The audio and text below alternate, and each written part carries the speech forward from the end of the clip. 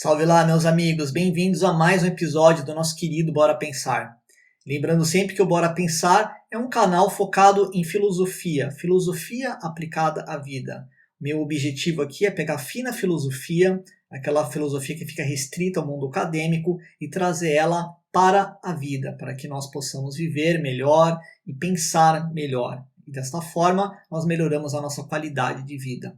O tema do episódio de hoje, que eu trouxe para nós pensarmos juntos, é sobre a banalidade do mal. A banalidade, a palavra banal, ela tem como significado trivial, frívolo. Então, sempre quando nós dizemos que alguma coisa se tornou banal, é que alguma coisa que nos é cara, que nos é importante, ela perdeu o valor, houve uma corrosão de valor. Vamos aos exemplos. Quando eu digo que a educação ela está banalizada, quer dizer que a educação ela se tornou irrelevante, ela se tornou frívola, ela se tornou trivial. Isso quer dizer que nós temos professores com baixo preparo, nós temos escolas caindo aos pedaços, e isso não poderia ter acontecido. A educação não pode ser algo banalizado. Eu lembro que o meu avô falava muito que na época dele a palavra do homem era o que bastava. Ele até tinha um termo para isso, que era no fio do bigode. Então, por exemplo, quando meu avô comprava alguma coisa fiado no barzinho da esquina, no mercadinho, ele dizia que bastava a palavra dele e aí, uma semana depois ou no final do mês ele ia lá e honrava a sua dívida. A palavra do homem jamais podia ser banalizada, porque a palavra do homem era tudo que ele tinha.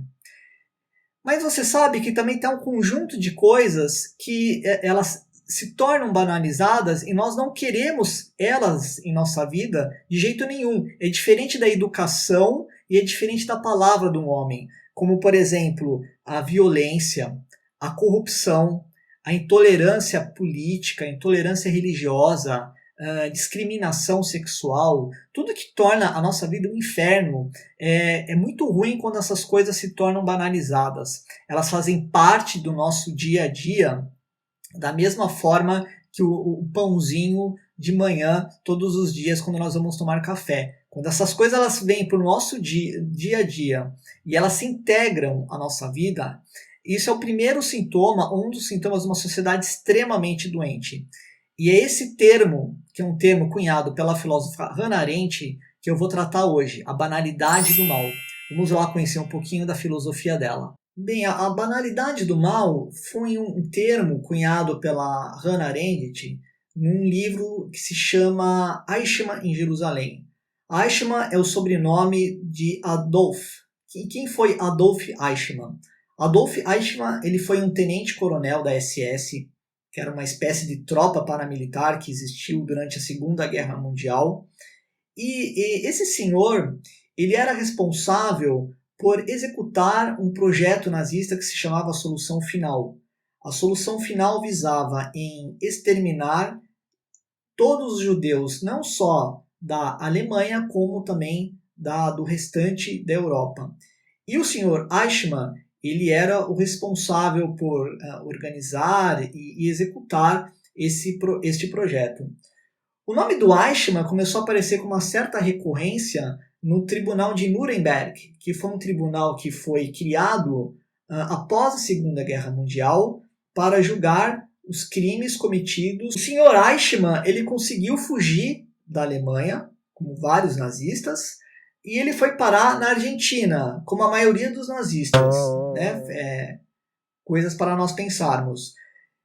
E o Eichmann, né, ele ficou lá, ele mudou o nome dele para Ricardo Clemente, depois de um tempo ele conseguiu levar a sua família, e eles viveram bem lá, felizes, até a meados da década de 60.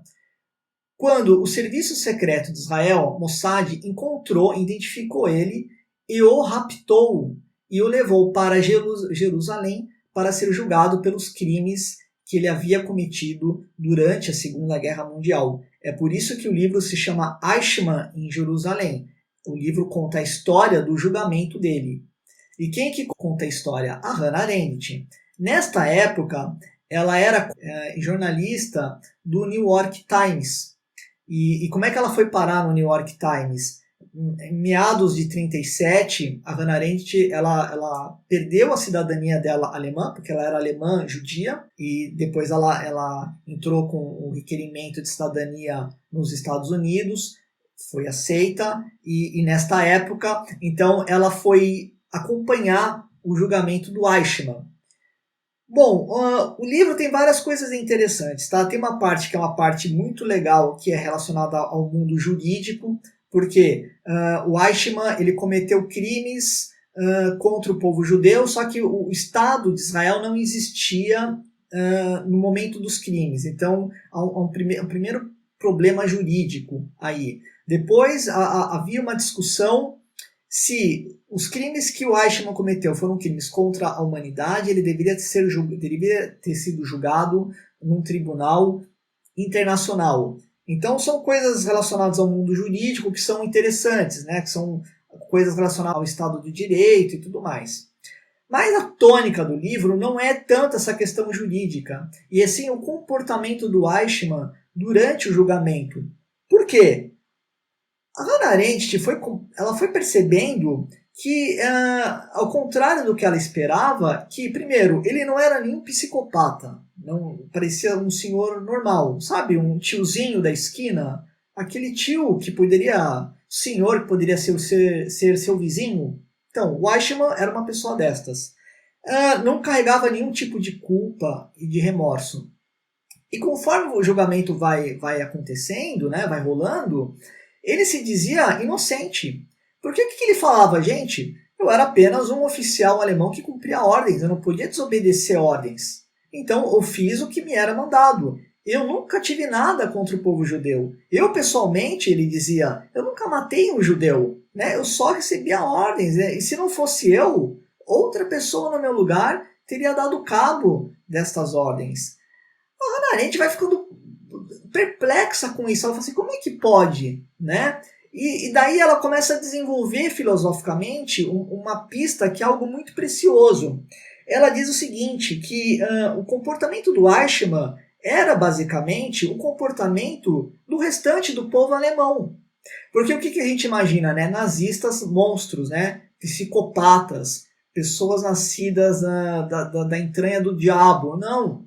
O que ela fala? Que a distância da realidade vai gerando um desapego com o próximo.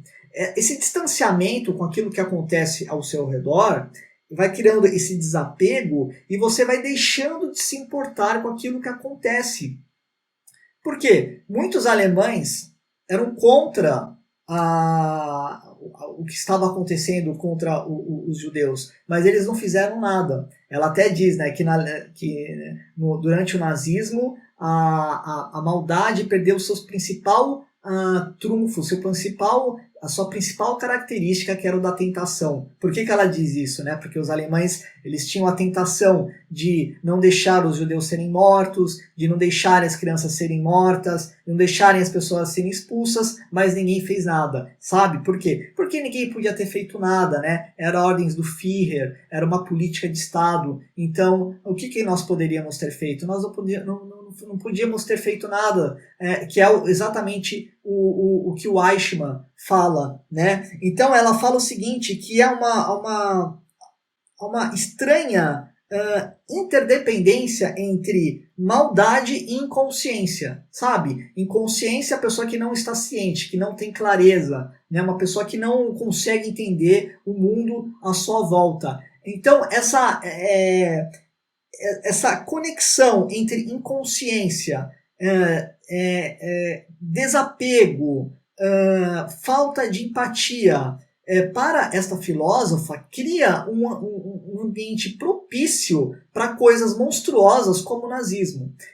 Isso que ela chama da banalidade do mal. É quando você não se importa mais com o que acontece com o outro. Isso faz parte da sua rotina, da mesma forma que um pãozinho de manhã. Ela fala que isso é um sintoma gravíssimo de uma sociedade extremamente doente. Então, o nazismo foi causado pela banalização. trivialização, frivolidade, da violência, do descaso com o próximo. E ela fala que, infelizmente, não dá para você julgar um país inteiro, mas você consegue julgar indivíduos, e segundo ela, e eu compartilho da opinião dela, o Eichmann, ele foi julgado, ele foi condenado à morte, foi enforcado e pagou pelos crimes que ele fez, porque é isso que a justiça consegue fazer. Você consegue condenar indivíduos. Agora, o peso, a vergonha de um país inteiro não tem como condenar, como julgar, e é por isso que até hoje o povo alemão, eles sentem vergonha, tá, dessa história toda. Para eles é um tabu, eles sentem vergonha, uma mancha horrível na história do povo alemão. Bom, fazendo o fechamento do episódio de hoje, eu acho que a grande lição da Hannah Arendt, e que é um tema extremamente atual, é o perigo da banalização daquilo que nos fere, que nos magoa, que torna a nossa vida extremamente dolorosa. Violência, racismo, intolerância de qualquer tipo, política, racial, sexual, quando isso se torna parte do nosso dia a dia e nós começamos a achar isto normal, você pode ter certeza que coisa boa não vai vir, da mesma forma que não veio na Alemanha nazista. E a Hannah Arendt, ela dá mais uma cutucada, ela diz o seguinte, que qualquer um de nós poderíamos estar no lugar do Adolf Eichmann, você entende? Este é o ponto dela. Quando nós nos calamos diante da injustiça, da destruição do outro, de negar o direito do outro de se pronunciar, de ser do jeito que nós estamos coparticipando da frivolidade, do mal, da banalização do mal. Né? Os próximos passos é você destruir o outro. Isso se torna uma coisa comum. Né? Os últimos acontecimentos no Brasil, primeiro, a morte daquele rapaz que foi preso no Mercado Extra, o segurança o asfixiou até a morte, e as pessoas que estavam em volta não fizeram nada, é o mesmo caso do Eichmann. Né? As pessoas, elas tinham obrigação moral, né, de parar o segurança. Não podíamos fazer nada. Deixa o segurança asfixiar o rapaz até a morte. É lógico que o menino é um criminoso e que o menino devia ser preso, mas daí nós começarmos a fazer justiça com as próprias mãos é a mesma coisa que os nazistas fizeram. Né? Temos problemas, a culpa é dos judeus, vamos criar câmaras de gás e vamos matar todo mundo. Né? O assassinato da vereadora Marielle, que até hoje ninguém, né, não se tem a justiça não conseguiu resolver o caso, não se tem uma explicação, não se há explicação nenhuma do que aconteceu. Quer dizer, uma vereadora é morta a tiros, e o que a gente pode fazer? A gente não pode fazer nada. Então, é essa banalização que vai acontecendo, que é a grande crítica da Hannah Arendt. Então, nós temos que lutar contra a banalização de tudo aquilo, né, que fere o mínimo de convivência com o próximo, aquilo que destrói as bases, os fundamentos para se viver em comunidade, o que destrói, né, o conceito de humanidade. Temos que sempre nos colocar contra isto, custe o que custar, ok? É isso, um grande abraço, se cuide e fui!